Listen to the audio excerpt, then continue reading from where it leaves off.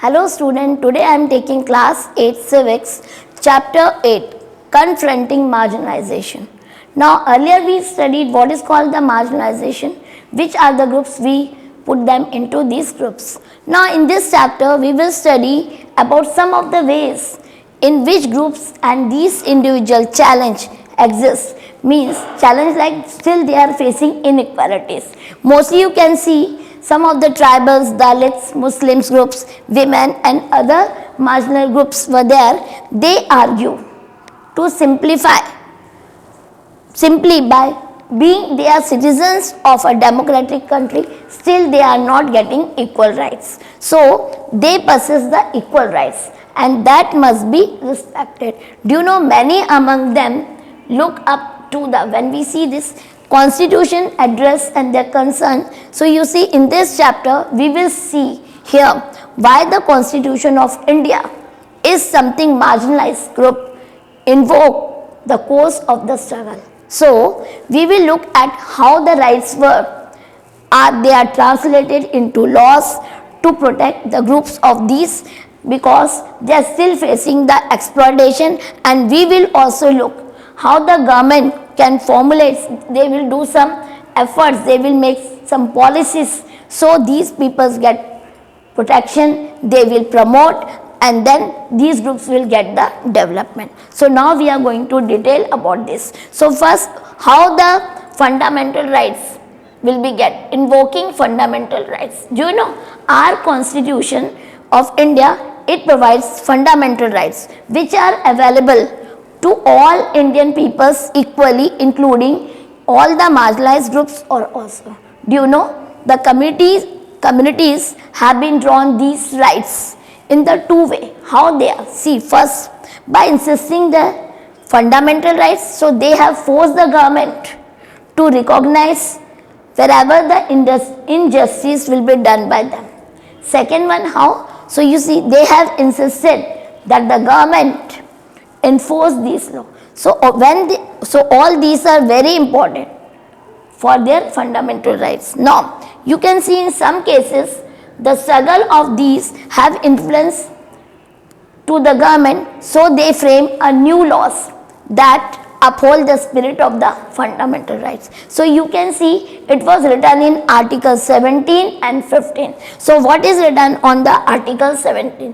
When we see the Article 17 of the Constitution, what is it says that?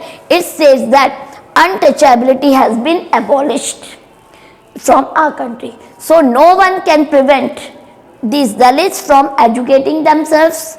They will enter in the temples using public facilities, all the facilities. In fact, if anybody will do this untouchability, they is punishable. Now, another section of the society which had the arguments against this untouchability in the Article 15.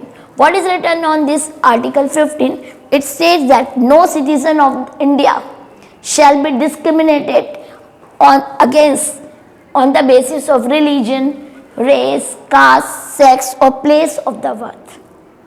It has been used by the Dalit to seek equality where it has been denied to them. So in the same way we can see for others, some minority groups have drawn on fundamental rights. So particularly first the right of freedom, right to freedom of religion as well as cultural and education rights. So do you know, by granting different forms of these cultural rights, the Constitution tries to ensure these cultural justice to such groups, and they will be prevent from being dominated or wiped by other majority communities. So what are the laws made for marginalized people? So you see there are certain laws and policies which are made specially for these groups in our country. Do you know? These policies and schemes, it emerged through the setting up committee or by some undertaking survey, etc. So by this way they are watching. Do you know the government makes an effort how they promote such policies in order they will give opportunity to those specific groups, so they will develop. So what type of justice they are getting, how they are promoting social justice. The state and central government of our India have implemented several schemes for implementation, means to bring into effect in the tribal areas, in areas with high Dalit population, to promote social justice equally to all the peoples. For example, you can see the government provide for free or subsidized, means assistance or help to them, like hostel for the students of Dalit and tribal communities, so that they can avail of education facility easily and may not, which is not available in their localities. Now next, what type of laws and politicals runs by the government? See, first one, the government also operate it through the laws to ensure that concerned steps are taken and to end inequality in the system. Second one such law policy is like a reservation policy. Some seats are reserved, so they will get better opportunity for the development. Third, the reservation laws means according to which the seats are reserved in education and the government employed for these Dalit and tribal peoples, and these are based on important argument. And what type of argument is that? The argument is that in the society like ours, where a section of population has been denied opportunities to learn and work in order to develop new skills or some vocational course. So a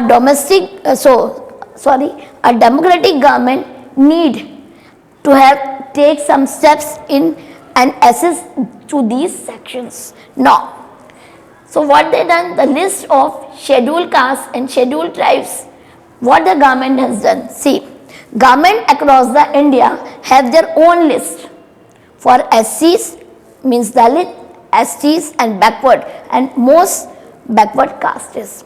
So the central government too has its list.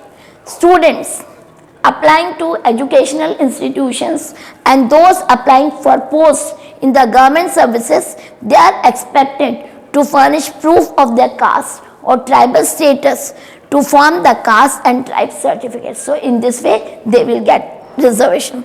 If a particular Dalit caste or a certain group is on the government list, then a candidate from the caste or tribe can avail for the benefit of the reservation. So this system they had made. Now, how the protection of rights for Dalits and these tribal peoples. So you see, beside policies, there are also some specific law had made to protect the rights of these marginalized communities. You see, the Scheduled Castes and Scheduled Tribes Act in 1989 is such act.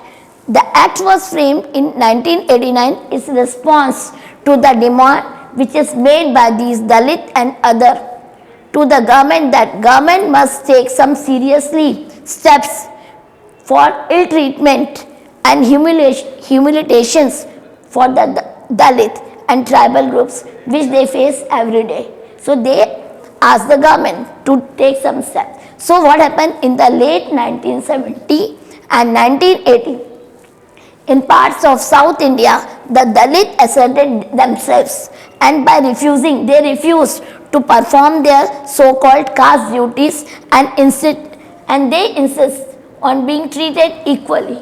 So this resulted in the more powerful castes unleashing violence against them. So what happened later? In order to indicate to the government that untouchability was still being practiced and it should be removed from the country. So in the most of the hideous manner, frightful way, so the Dalit demand that new laws that would be list.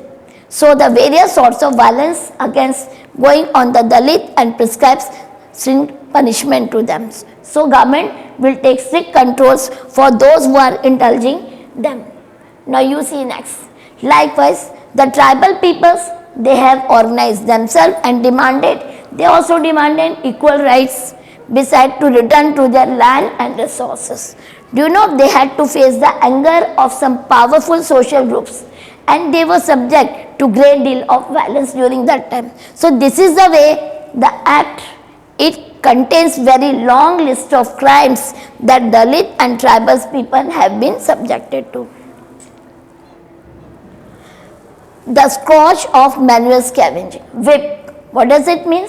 Manual scavenging referred to practice of removing human and animal waste.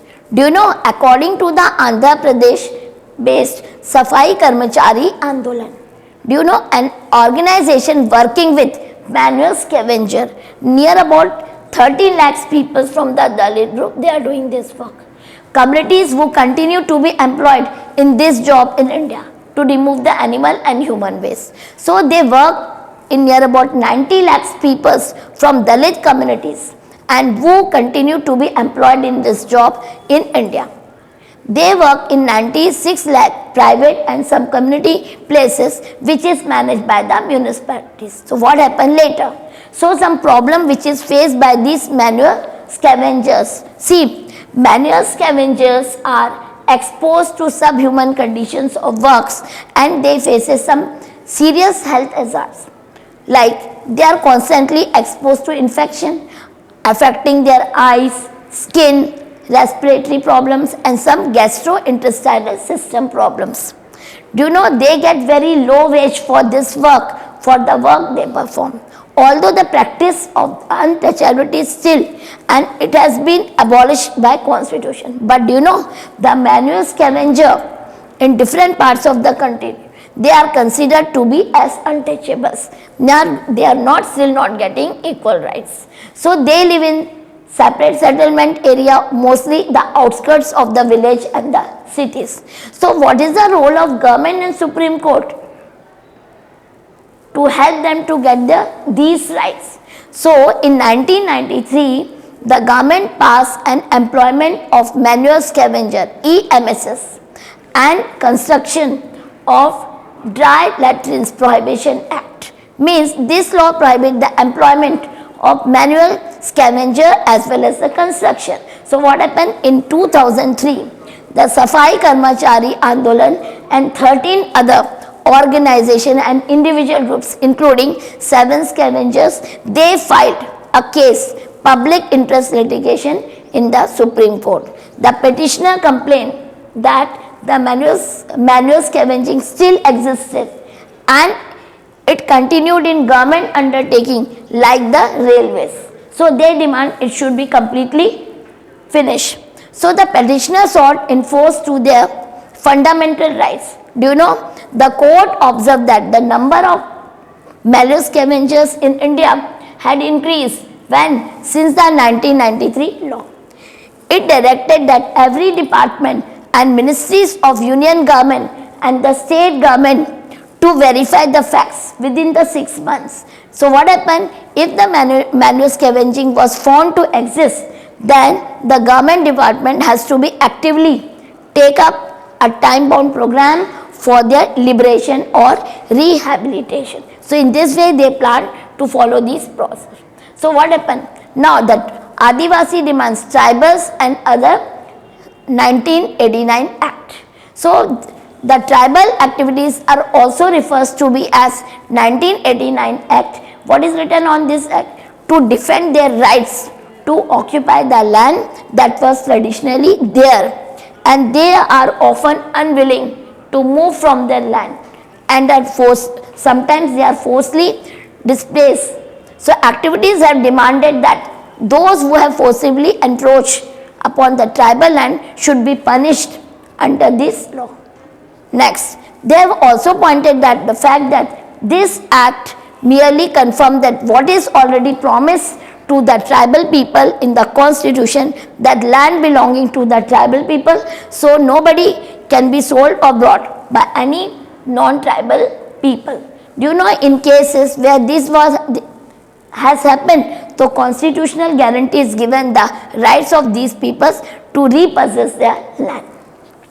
C.K. Janu, he was an activist, has also pointed that one of the violators of constitutional rights guaranteed to tribal peoples are government in the various states of India. It is the government which allow non-tribal encroachers to exploit their land to forcefully evict these peoples from traditional forests and process of declaring forests as reserved or sanctuaries. So she has also noted that in cases where the tribals have already been evicted and they must be compensated. So what we see here now, it is evident that existence of right or law or even a policy does not mean that exists in reality, but people have to constantly work they have to make effort or to translate these into principles so that guide the actions of their fellow